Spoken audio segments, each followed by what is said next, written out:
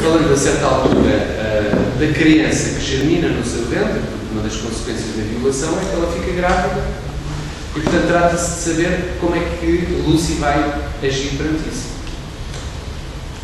Houve uma coisa que eu não sei se disse, aliás disse no último dia, é que a Lucy é lésbica. E, portanto, de algum modo, esta cena da violação é uma dupla violação. Ela é violada quase na sua própria orientação sexual. Aliás, a certa altura, creio que é o David Lurie que diz que violar uma lésbica é mais duro, digamos, um pouco mais do que violar uma virgem.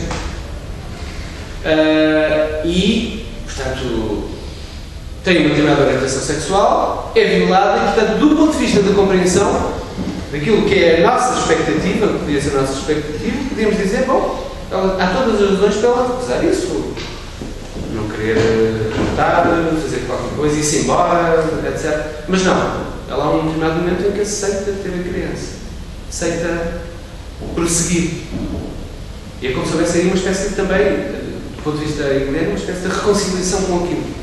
Começar ali de uma espécie de zero.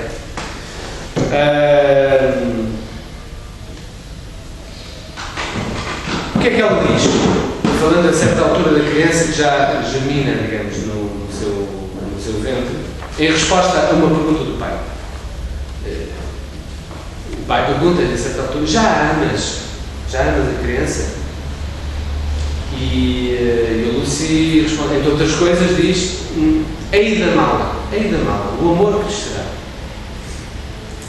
Para mim isto foi uma estranheza, constituiu uma estranheza, digamos, do ponto de vista da compreensão não se compreende, de algum modo. Não é que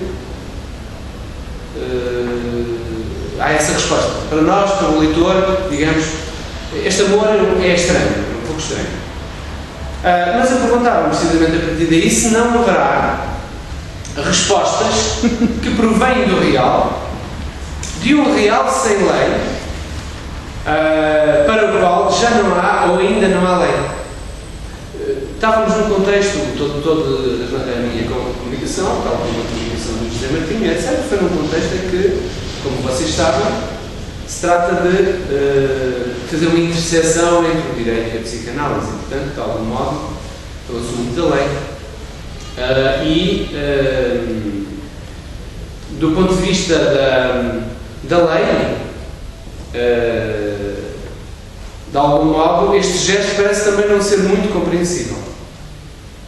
Mas eu perguntava precisamente a isso se não haverá respostas que provêm do real, que Lacan dizia que é sem lei. No último ensino, na última parte do ensino de Lacan fala cada vez mais de um real sem lei e sem sentido. Então põe aqui o sentido de um lado, aquilo que faz lei, aquilo que delimita de certa maneira, e uma outra coisa. E portanto podíamos quase articular, eu não disse isto lá, mas parece-me interessante, articular este momento do ensino de Lacan no Seminário 6, onde ele nos diz: atenção, não compreendam, cuidado com os perigos da compreensão. E o último Lacan, onde ele fala exatamente do real sem lei. Ou seja, o real sem lei é o contrário da compreensão. Não sei se o contrário, não é? Não será até que o contrário do ponto de vista dialético, mas é outra coisa, aquilo desarma exatamente a compreensão. O que não é do domínio, não é da ordem da compreensão. Mas a luz está a construir outra estrutura e não real. Agora, não é sem lei, porque ela diz: vamos acumular, vamos integrar, vamos viver assim, vou ter um filho, vou viver com esses homens negros, uma nova sociedade. Mas é sem lei no sentido, também neste sentido em que... É uma nova lei. Uma lei que ainda não há, que enquadra isso. É um novo amor para o qual ainda não há uma lei que o enquadre. Lacan fala, aliás, eu referi essa frase precisamente na minha intervenção, é no final do Seminário 11, em que Lacan fala de um amor para além dos limites da lei. E aqui podíamos nós, um pouco para simplificar, para contextualizar, pensar até do ponto de vista da situação em que acontece o romance da África do Sul e da novidade que há ali. Durante muitos anos, no conjunto do apartheid, houve toda uma série de leis. Leis que enquadravam, que apartavam, que diziam qual o lugar de cada um, que situavam, circunscreviam, etc. E o que acontece aqui no romance de Coetzee é que ele nos fala precisamente do mundo que mudou pós-apartheid, para o qual as velhas leis já não funcionam de todo, mas para o qual ainda não se sabe, ainda não se conhece a nova lei. Como se estivesse aí algo a ser inventado. E para o qual ainda não há uma lei que enquadre isso. E é este, também aqui, no gesto, agora retomando um pouco aquela ideia do exemplo do Daniel Alves, também aqui houve um gesto que estivesse a inventar qualquer coisa que ainda não tem um enquadramento prévio. É nesse sentido que estamos a falar do humor. O amor, não como a repetição do mesmo, voltar ao mesmo, aquilo que já está enquadrado numa lei, mas o amor como aquilo que inventa algo. O novo amor, aqui um novo amor. O amor real? O amor também trabalha a partir desse ponto, do real sem sentido. Precisamente, por contraposição com... até podíamos aqui opor, sem nos desviarmos muito nisso, que o que é que, do ponto de vista lacaniano, constitui lei? É sempre o simbólico. O simbólico constitui lei. O nome do pai, por exemplo, é, de algum modo, esse ponto onde, de confluência, de certa maneira, da lei, ou aquilo que o Lacan chama do outro, é a lei, de certa maneira, que limita, que enquadra, do ponto de vista do simbólico. O que nós assistimos aqui, também daí o interesse deste romance de Coetzee, é aquele que nós assistimos à queda, ou cair em desgraça do simbólico.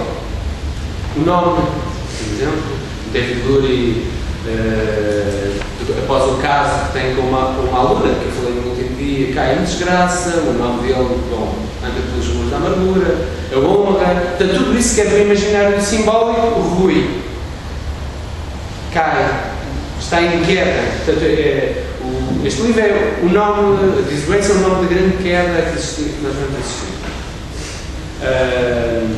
E o que é que surge? E trata-se um pouco de saber o que é que surge ou o que é que pode surgir de novo a partir daí, nessa queda.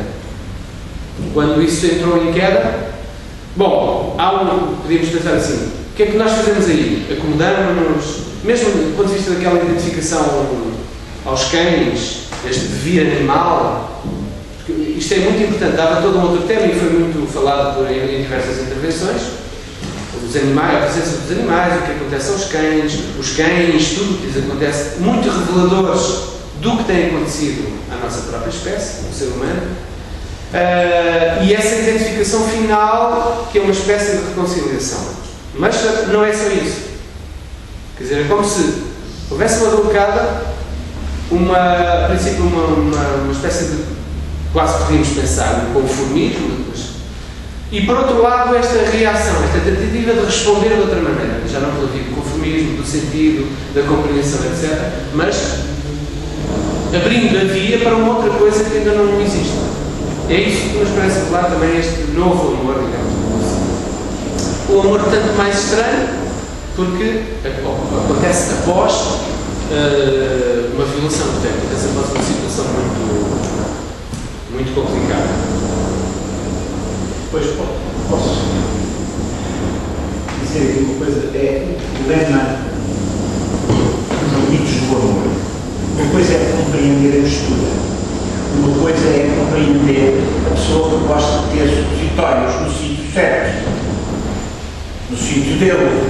Outra coisa é compreender o racismo, outra coisa é compreender a violação.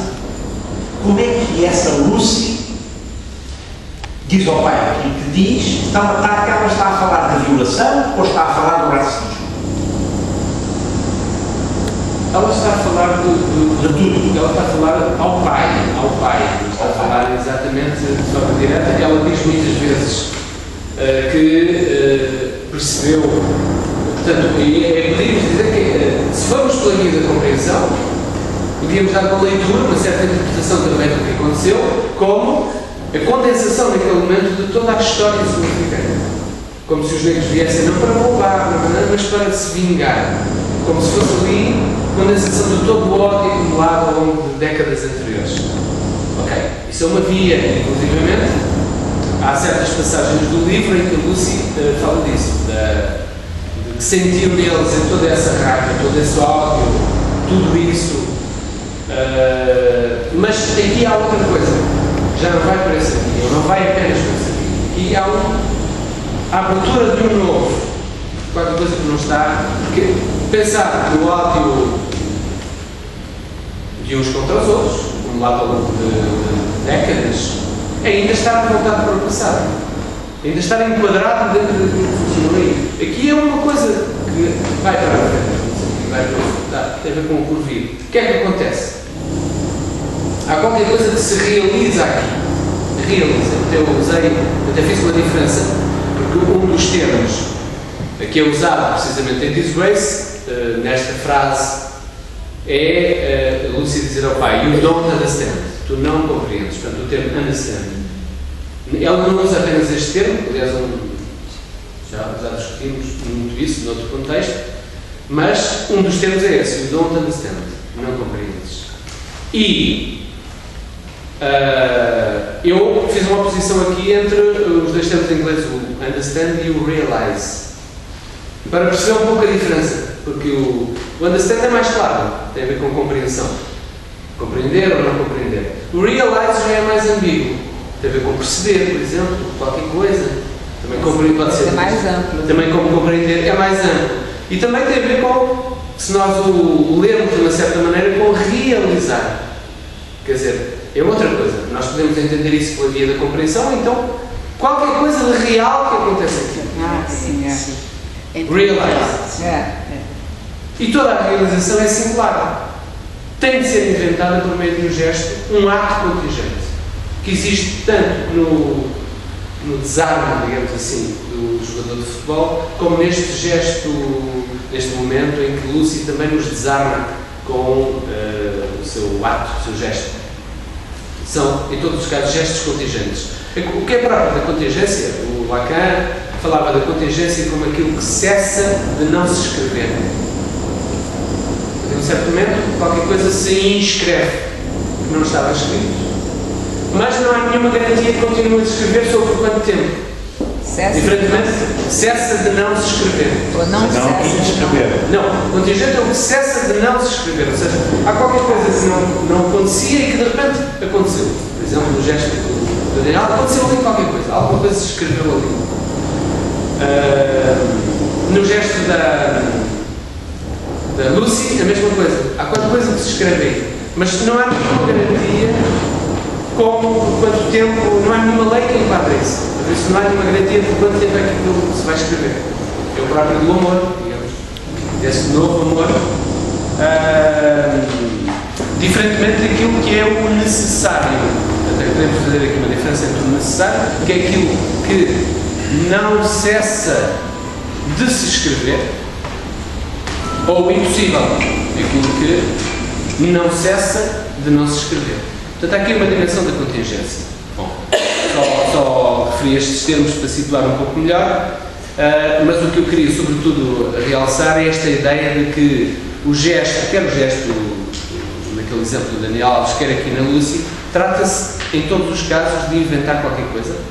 O próprio gesto inventa qualquer coisa de forma contingente. Para quem, ou além dos limites da lei. Lá está. Porque a lei tem a ver exatamente com o necessário. Quer dizer, quando há uma lei, qualquer coisa tem que se escrever para todos e em todas as circunstâncias. Como se nada escapasse. Claro que depois a lei pode mudar. Mas uma lei tem essa vocação universal. Os diversos casos, as diversas situações têm que entrar nessa lei. E é nesse sentido que isso está escrito. Isso escreve-se sem cessar, sem parar. É nesse sentido também que o Lacan fala, se bem com algumas nuances. Ora, precisamente, este gesto, quando há um gesto contingente, ele parece estar aquém ou para além da lei. Precisamente não é, essa lei toda, digamos assim, não o enquadra. Eu até me perguntava aqui, quer dizer, na verdade o que é que aconteceu? A própria existência da lei, como mostrou em particular o apartheid, não conseguiu livrar-nos do horror. Do horror que existiu, não é? Quer dizer, as leis existiam durante o apartheid. Existiam e elas eram causadoras até do próprio horror.